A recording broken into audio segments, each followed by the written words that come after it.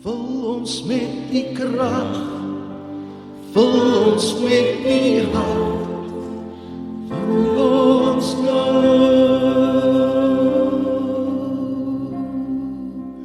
Bruikbaar en gereed, staan ons voor die Heer, stuur ons nou.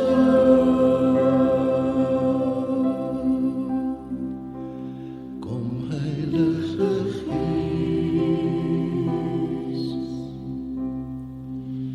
kom Heilige Gees, kom Heilige Gees, en daal oor ons neer. Kom Heilige Gees,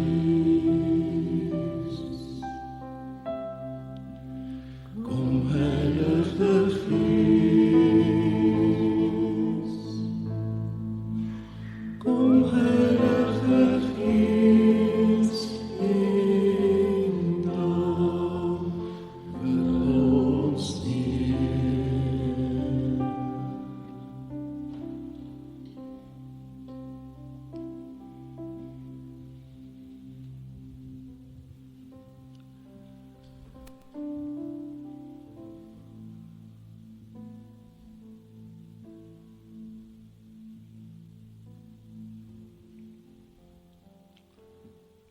Ja, Here, kom en vul ons nou. Soos wat U die aarde gevul het met reën gister. Kom nou en vul ons met U woord en met U Gees. Gee dat ons U woord mag hoor met 'n opregte begeerte om dit te ontvang. Dit wat dit beloof. Maar ook om te gaan doen dit wat dit vra. Graveer die woord nie net in ons verstand nie, maar ook in ons harte. Verander ons deur die Heilige Gees, om al hoe meer aan die beeld van U Seun gelyk te word. Amen.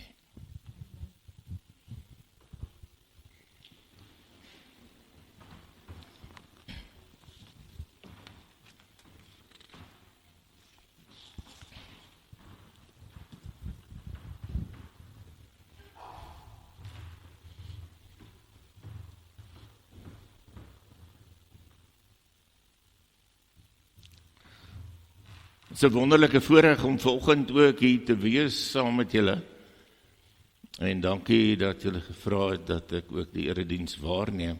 Dis nou ons eerste erediens wat ek waarneem nadat ons afgetree het. En die ouens wat afgetree het sal weet, dis 'n mite dat jy op 'n stoep gaan sit en niks doen nie.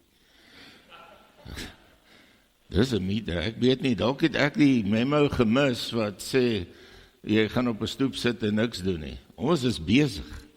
En dit is ook goed so. Maar baie dankie, dit is lekker om hier te wees en ons het ook dankbaar dat ons vanoggend hier saam met julle kan wees. Ons gaan lees uit Johannes 18. Johannes 18.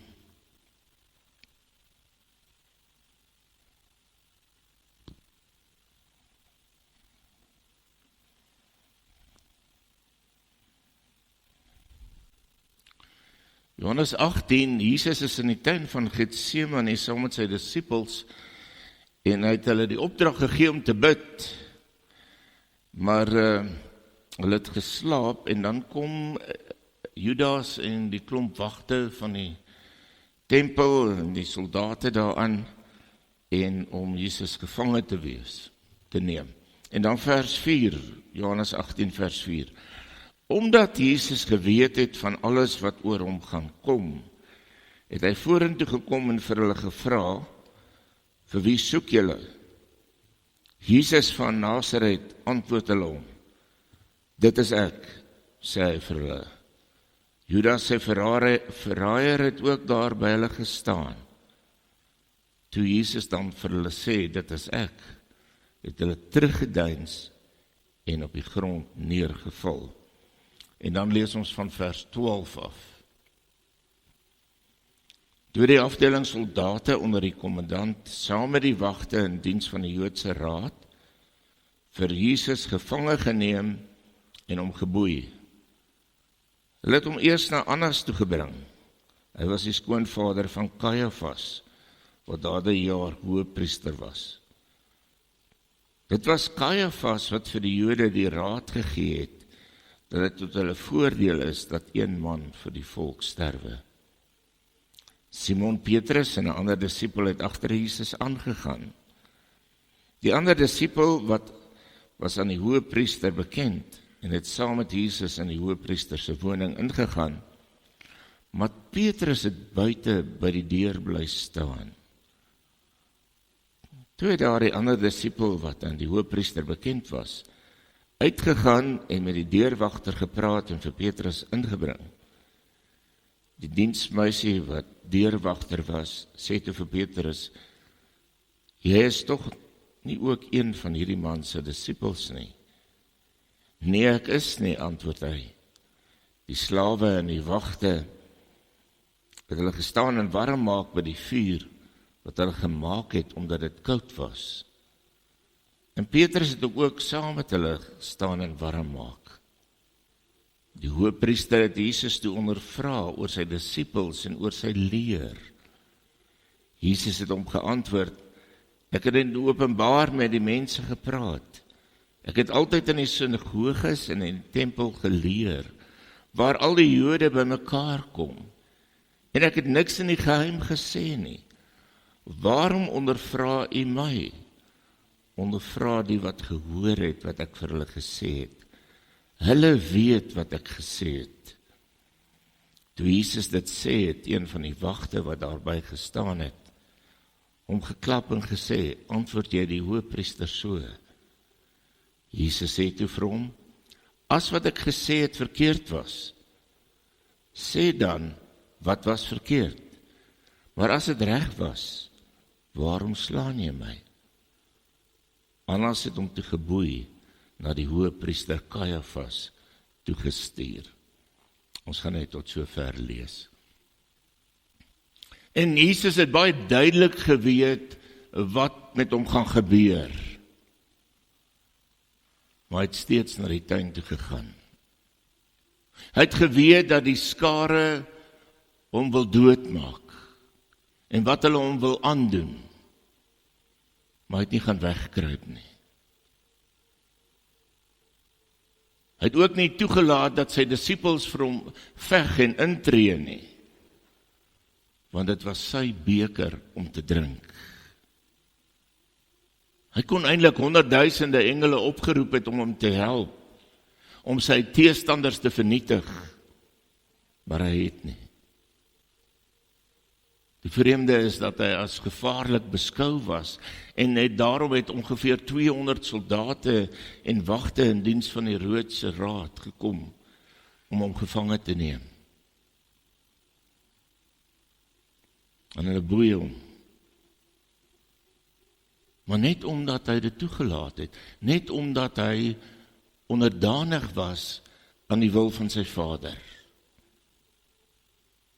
En dit was 'n gebruik dat die gevange geboei moes word, maar as 'n mens regtig mooi na hierdie verhaal kyk, net kort tevore het Jesus gesê, dit is ek, en hierdie 200 manne het soos dominos omgeval. En dan staan hulle op en hulle boei hom weer, wat eintlik maar wys op hulle geestelike blindheid en op die heerlikheid van Christus. Dink daaroor dat die hande wat siekes aangeraak het, wat dooies opgewek het, so baie maklik daai boeie kon breek. Maar Jesus doen nie. Dat 'n offer vasgebind moet word, dit kry ons reg deur die Bybel. Toe Abraham van plan was om sy seun Isak in gehoorsaamheid aan God te offer, het hy hom vasgebind voordat hy hom op die altaar gesit het. En dit het verseker vooruitgewys na Christus toe. Een vertaling vertaal Psalm 118 vers 27 so, het sê, bind die feesoffer met toue tot by die horings van die altaar. En net soos die Jode met feestyd hulle offerande na die priester toe gebring het, so bring hierdie wagte Jesus na die hoëpriester toe. Die interessante is, hulle neem hom nie na Kajafas toe nie, wat op daardie stadium die hoëpriester is nie, maar hulle vat hom na Annas toe. Annas was die mag agter die troon in Jerusalem. Hy self was hoëpriester van 6 tot 15 na Christus. Ons praat hier in Suid-Afrika van die Guptas en van kaderontplooiing. Dit het lankal plaasgevind. Toe die Romeinse owerheid vir Annas afgesit het as hoëpriester, het hy gesorg deur geld en deur sy mag en deur mense wat hy geken het, dat sy 5 seuns, die een na die ander, hoëpriester na hom word. En op daardie oomblik was hy eintlik beskou as die werklike hoëpriester. Hy is die een wat die seggenskap gehad het in die Joodse raad. Selfs Johannes verwys na hom as die hoëpriester. Kajafas was sy skoonseun, maar hy was die hoëpriester.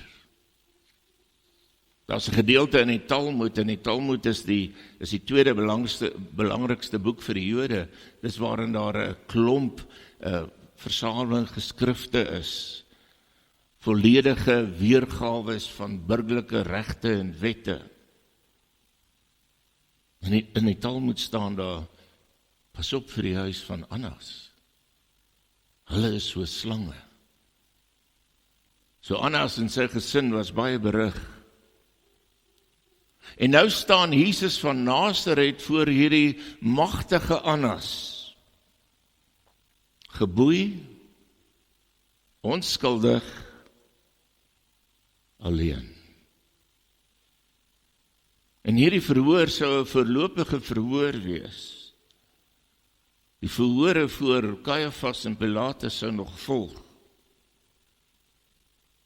En die Joodse reg het bepaal dat getuies aangevoer moes word, voordat daar kan besluit word of daar 'n klag is of daar nie 'n klag is nie.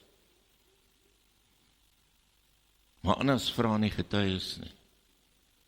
Hy vra self die vraag. En interessant om te sien, en watter volgorde vra hy die vraag. Hy vra oor Jesus se disippels, en dan oor sy leer. Hy is soos 'n tipiese diktator, bekommerd oor die getalle wat Jesus dalk kon versamel het, wat dalk teen hom kan optrek. Hoe groot groep volgelinge het u? En dan vra hy uit, wat het u werklik te sê gehad? Wat is die waarheid daaroor, of wat is nie die waarheid nie?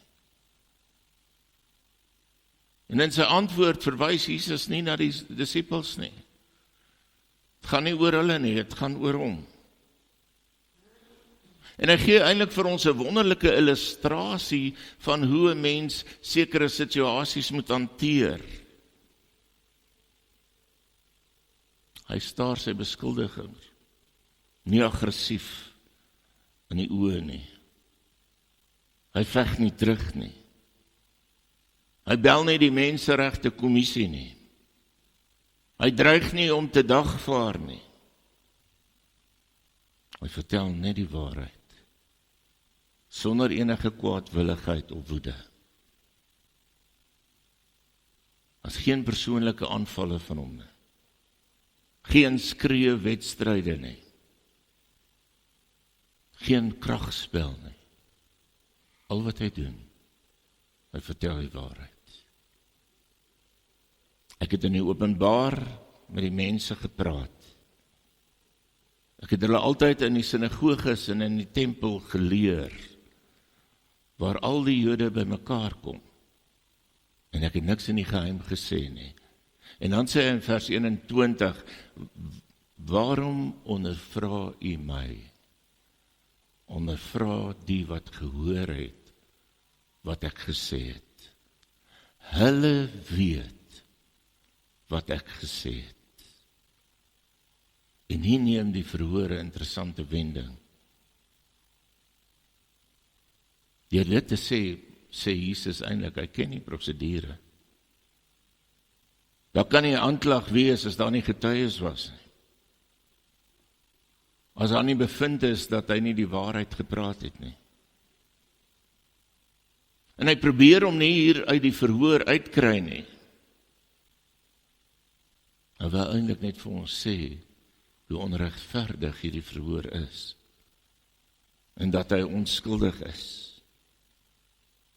Hy wil hê dat daar nie enige twyfel aan ons gedagtes moes wees dat hy onskuldig na sy dood toe gaan nie. Want as hy skuldig was, het sy dood niks beteken nie.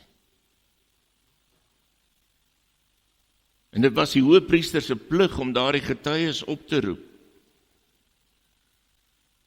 En Jesus se leer kan nie ter sprake wees as daar nie getuies was nie. En nou kom sê Jesus, daar is baie getuies. Na 3 jaar is daar baie mense wat vir my kan instaan. Gaan haal almal wat na my geluister het. Gaan haal hulle vir wie ek iets beteken het. Hulle sal sekerlik iets in my belang kan sê. Gaan haal die melaatses wat gereinig is en die krepeles wat weer loop. Die dowes en die blindes wat ek genees het. Ja, waar is Lazarus wat uit die dood uit opgewek is? Gaan haal die hoofman van Kapernaum en Jairus en Nikodemus en Saggeus. Gee vir hulle 'n spreekbeurt. Gaan praat met my disippels. Hulle is die grootste getuies. Maar daar was niemand nie. Niemand het ook opgestaan nie. En op daardie punt het sy verdediging platgeval. Niemand het na vore gekom nie. Wat 'n smart moes daar nie in die hart van die seun van God gewees het nie. Is daar dan nie een nie? Net een. Hy wou die hele wêreld in die getuiebank roep. En niemand staan op nie. En al wat hy kry oor hierdie opmerking aan Annas, is 'n klap van een van die wagte. En omdat Annas nie weet wat om met hom te doen nie, stuur hy hom na Kajafas toe. Kajafas wat enkele dae van tevore, gaan lees maar Johannes 11, geprofeteer het, dat dit goed sal wees, as Jesus vir die hele volk sal sterwe. En Johannes sê eintlik daardeur, hier is ook nie 'n kans op 'n regverdige verhoor nie. Want Kajafas weet wat gebeur. Daar was 'n getuie. Ons almal ken hom. Simon Petrus. Sommige daar by die voordeur, as hy moet inkom, kry hy 'n kans om sy getuienis te lewer. Maar hy het nie die moed om te getuig nie. Ek is nie, sê hy. En staan so in kontras met Jesus se, dit is ek. Hoe dikwels vernietig ons nie die ja van God met ons eie nee nie. En as jy eers nee gesê het, is dit baie moeilik om daarvan terug te kom. Daar's geen twyfel dat Petrus toegewyd was nie. Hy het dit werklik bedoel toe hy bereidwillig was om vir Jesus te sterf. Hy was so selfversekerd in homself en nie God versekerd nie. Hy het so op homself en sy eie krag staat gemaak, dat toe dit kom dat hy hom moes uitspreek oor Jesus, kon hy dit nie doen nie. En die gevolg is rampspoedig. Nie net 1 keer nie, nie net 2 keer nie. 3 keer sal hy ontken dat daar 'n verhouding tussen hom en Jesus is. Hoe is Petrus se optrede en sy ontkenning?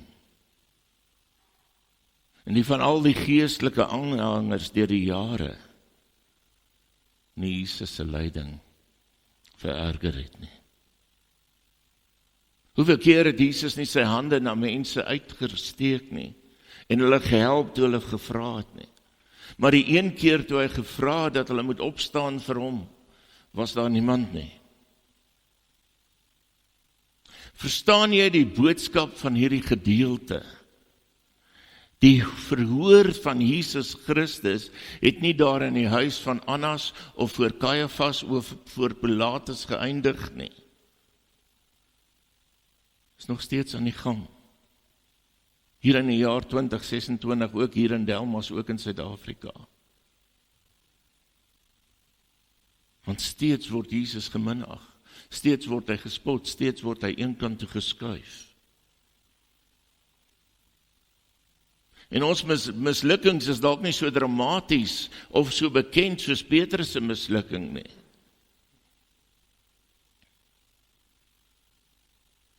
Maar ons misluk baie keer. Het sy deur ons woorde of ons dade. As baie keer dat kinders van die Here in hulle optrede Jesus eenvoudig net ontken.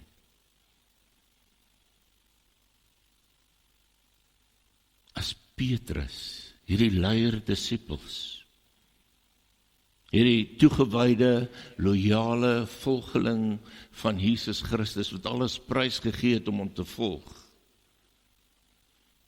Jesus 3 keer kon verloon, dan is ons nie immuun nie. Ons herken dikwels net nie hierdie geestelike stryd waarby ons betrokke is nie. Ons bid nie soos wat ons moet nie. Petrus was nie bewus daarvan, dat hier 'n stryd aan die gang was tussen lig en duisternis nie. Hy self het versuim om te bid op 'n kritieke tyd. Dus daarom toe Jesus gearresteer word, het hy sy swaard uitgepluk om met menslike maniere te probeer om Jesus te keer dat hy gevange geneem word. Hy besef nie, daar's 'n stryd nie. Ons beland dikwels ook in moeilike situasies. En baie keer probeer ons dit uit ons eie perspektief of uit menslike perspektief oplos. Eerder as om net bietjie dieper te kyk. Was dikwels ook onsigbare magte van goddeloosheid aan die werk. Die Bybel sê nie vir nie dat ons stryd is nie teen vlees en bloed nie, maar teen die magte, bose magte, wat in die lig is.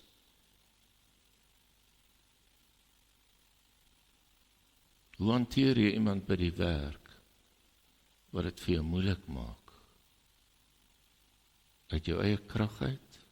Of beskou jy dit dalk as 'n geleentheid om Jesus Christus aan daai persoon te verkondig?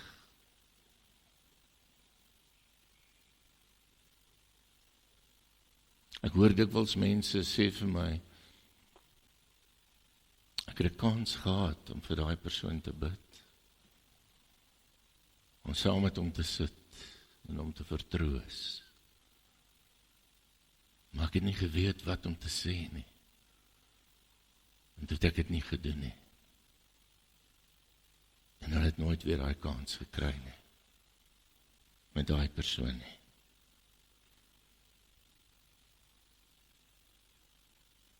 Hoeveel kinders het in die jare vir my kom sê, oom,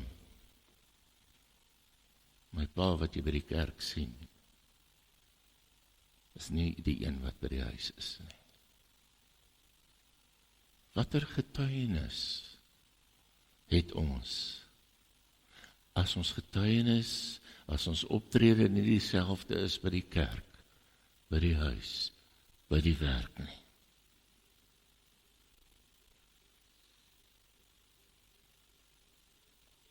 Suid-Afrika, statisties gesproke, een van die mees Christelike lande in die wêreld.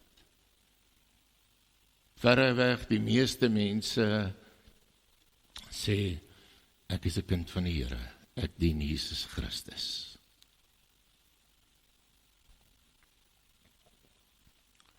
Daar is my getuies, sê die Here vir elkeen van ons.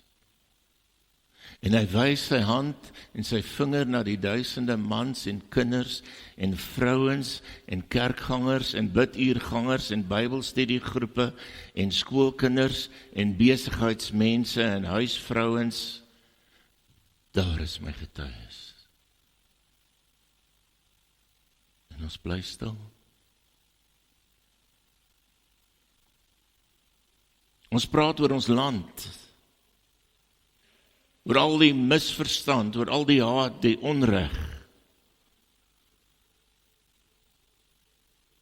Maar dalk moet ons fokus skuif. Dalk moet ons saam wonder. Hoe is dit moontlik dat in 'n Christelike land daar soveel onvrede en misverstand kan wees? Hoe is dit moontlik dat daar soveel onvrede en misverstand in huwelike kan wees, tussen ouers en kinders, by mense se werke? Dit waarvoor Christus gestaan het, dit wat hy ons kom leer het,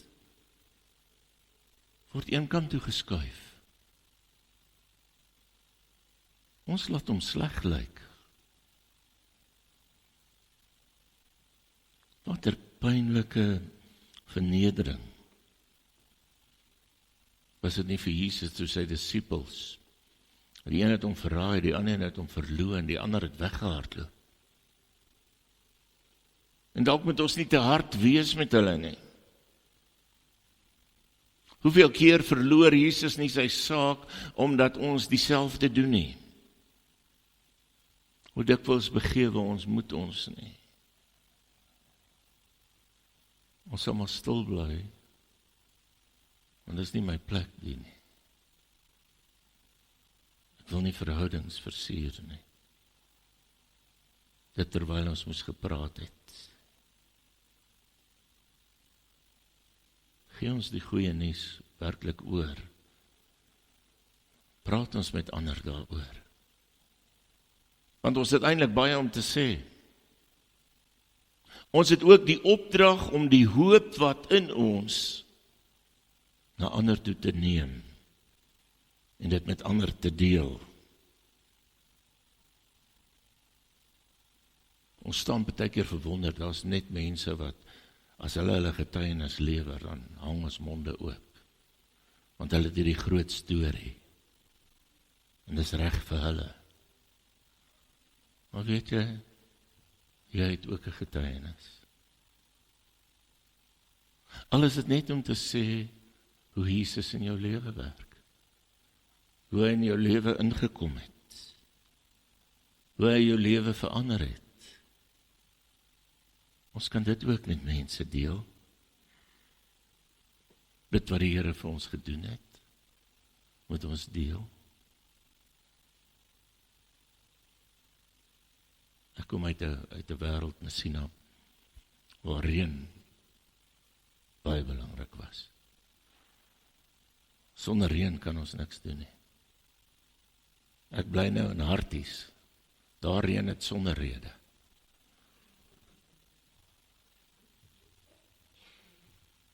Maar weet jy wat gebeur? Ons praat oor die Here as dit gereën het. En dis reg. Ons moet. Ons praat baie keer nie oor die Here as dit droog is nie. Of as dit droog is in my lewe nie. As ek deur 'n moeilike tyd gaan nie. Dan is ek stil. Dan wonder ek, waar is hy? Terwyl ek net met my oë op hom rig, dan gaan ek hom raak sien en dan gaan ek oor hom kan praat. Ons kan die wêreld wen deur ons getuies. Kan julle dink as elke Christen in hierdie land opstaan en sê, ons genoeg is genoeg. Ons neem hierdie land vir Jesus Christus. Dan kom ons in elk geval in lyn met dit wat Paulus geskryf het in Romeine 1:16, want ek skaam my nie oor die evangelie nie, want dit is die krag van God tot redding, en elkeen wat glo. Dankie vir elkeen wat dit doen, want daar is diegene van julle wat dit doen. Wat tydig en ontydig oor die Here praat, oor wat hy vir jou beteken. Wat met mense praat of hulle wil hoor of nie hoor nie. Jou geloof met hulle deel. Wat sê hoe hy saam met hulle is in goeie en in swaar kry tye. Dankie daarvoor. Want daar is ook die wat stil bly.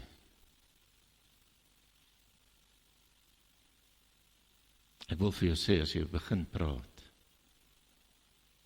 as jy begin om jou getuienis te lewer, beteken dit nie, het gaan elke dag met jou goed gaan nie. Jesus was getrou, maar hy het 'n aaklige dood gesterwe.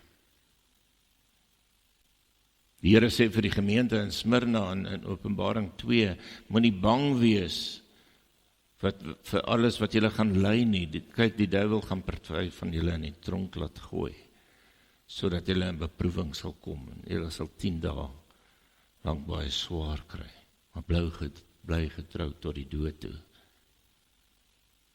En ek sal julle die lewe as kroon gee.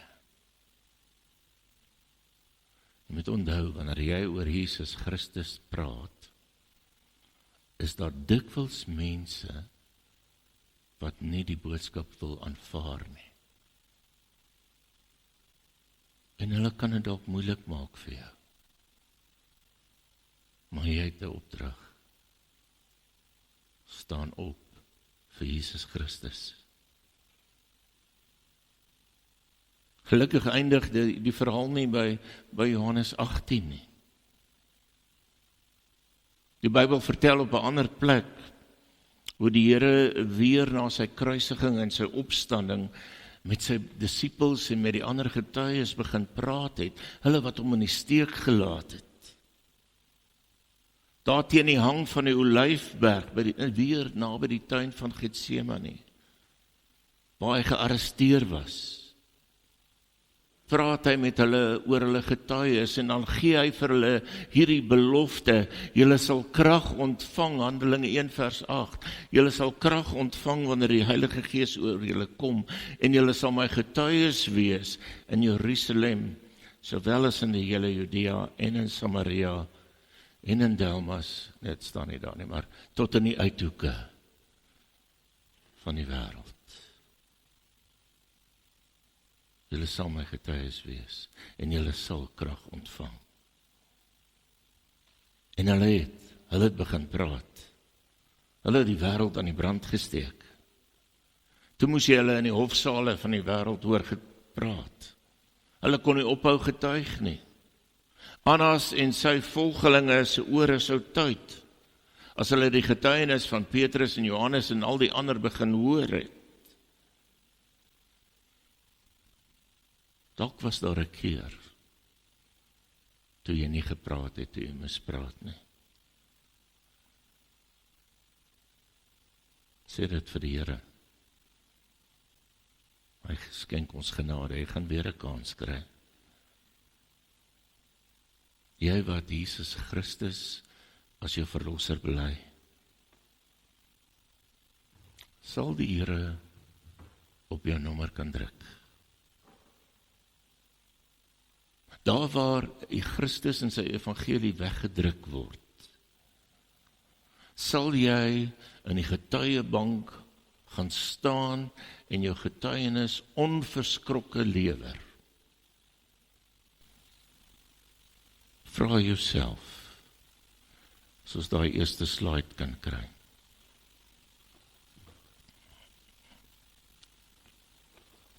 Waar leef ek openlik my geloof uit?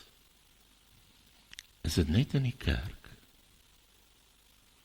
Of is dit ook daar buite, by die werk, in my huis, saam met my gesin, in 'n restaurant?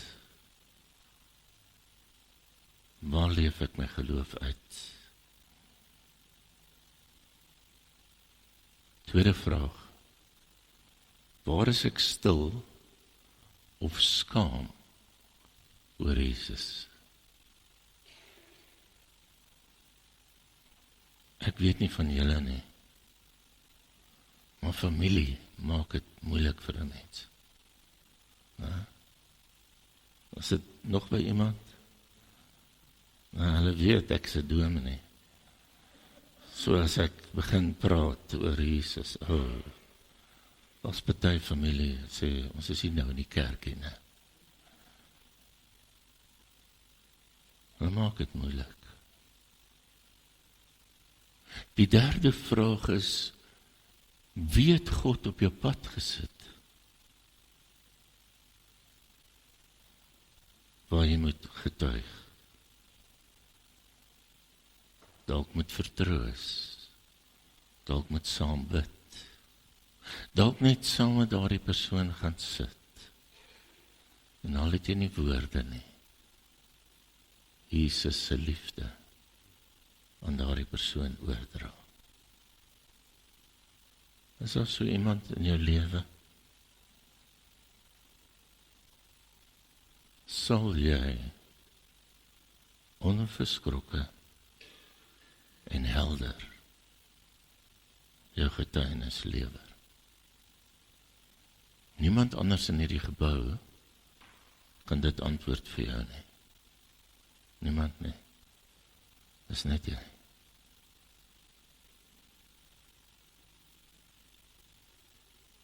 As jy vanoggend sê, ek is bereid, dan het jy die belofte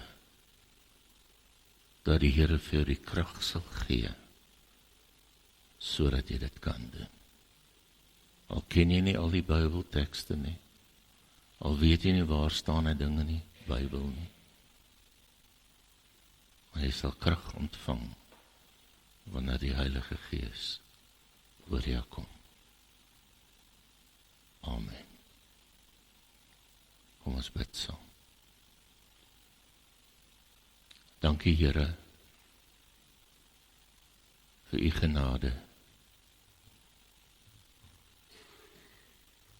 U kon engele gebruik het om u boodskap oor die aarde uit te bring. U kon ander mense gebruik het, maar u kies ons. Ons nietige, swak mense, met ons eie foute, eie gebreke. Vergewe ons, Here, daardie kere toe ons stil gebly het of weggekyk het. Ons wil vir U getuig.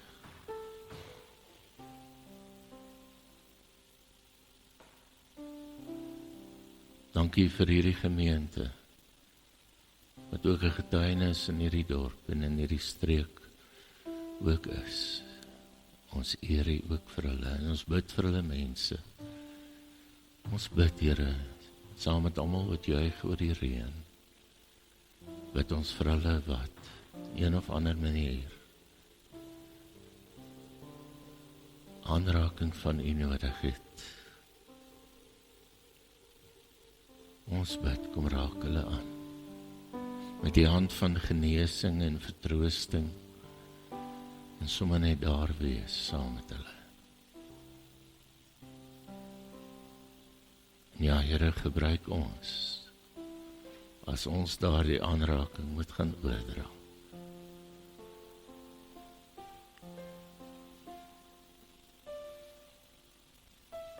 En as jy bereid is, terwyl jy daar sit, jy moet nou nie staan as ek sê staan nie.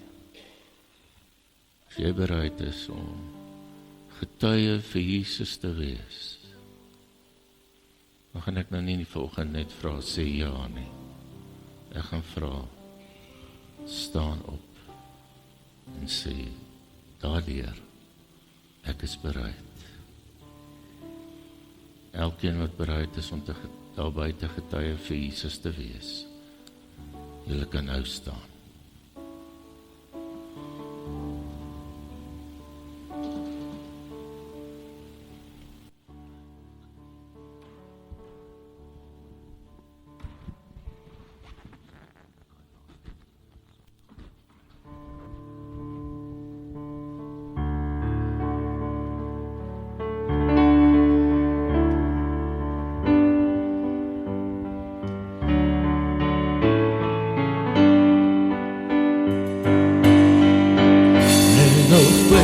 Rise up and sing of the great and glorious King.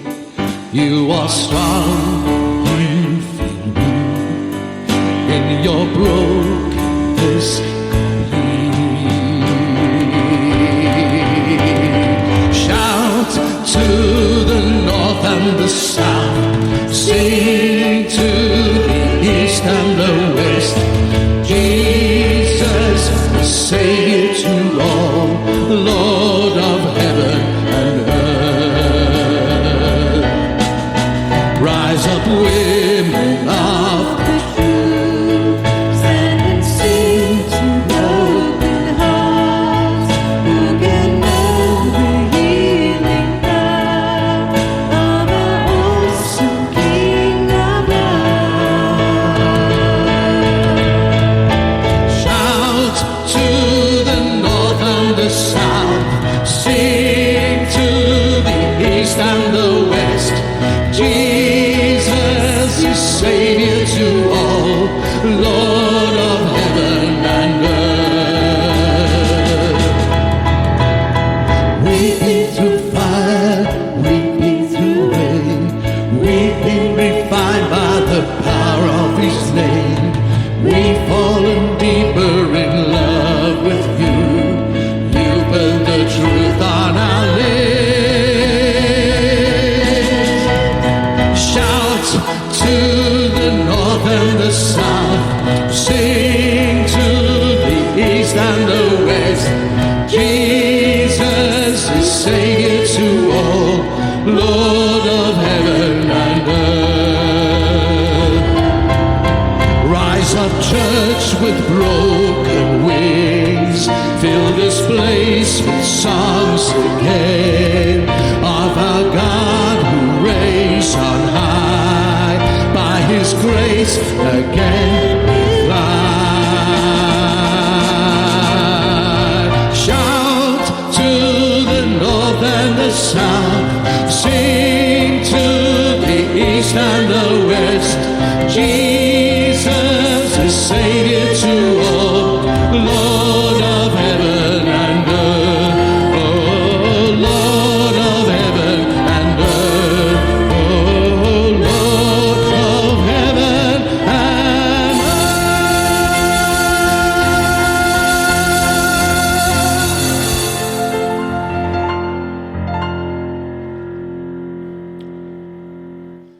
as julle hier uitgaan,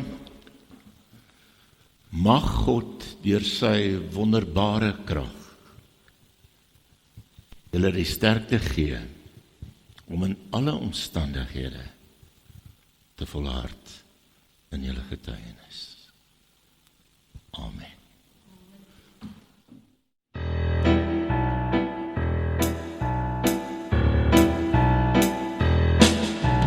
Alle volke klap jou hande, juich tot eer van God. Verhef jou stem en roem sy naam in elke stad tot aarde. Sing en sing en sing dan saam, loof en prys sy grote